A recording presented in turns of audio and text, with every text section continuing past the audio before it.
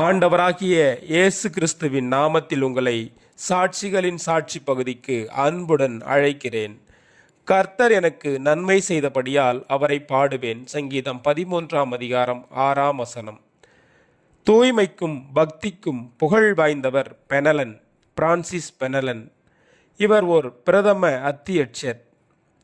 கேயோ என்ற சீமாட்டியின் பக்தியுள்ள வாழ்க்கையினால் கவரப்பட்டு ஆன்மீகத்தில் அடியெடுத்து வைத்தார்.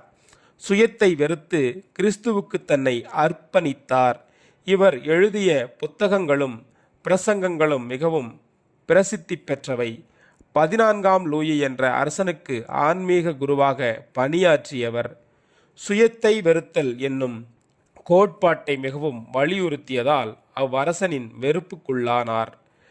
பிரான்சிஸ் பெனலன் உயர்ந்த திறமையுள்ளவரெனினும் சிறு குழந்தையைப் போன்று கற்றுக்கொள்ளும் விருப்பமுடையவர்.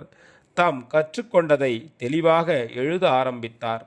நமது நற்குண கிரியைகளில் நம்பிக்கையோ திருப்தியோ கொள்ளும் மனநிலை சிலுவையில் அறையப்பட வேண்டும். ஏனென்றால் ஆன்மா தன் நற்காரியங்களை பார்த்து திருப்தி கொள்வது ஒருவித சுயநலமாகும்.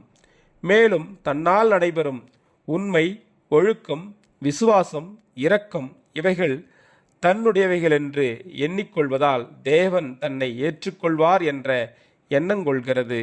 இவ்வித எண்ணங்களுக்கு மரிப்பது அவசியமாயிருக்கிறது. இரகசியமாக கூட அவைகளில் திருப்தி கொள்ளாமல் அவைகளை நம்மில் நடப்பிக்கிற தேவன் பேரிலேயே திருப்தி ஏற்பட வேண்டும்.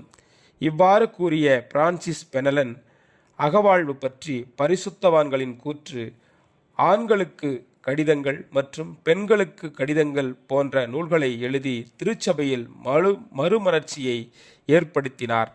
திருச்சபை சீர்திருத்தம் அடைந்தது.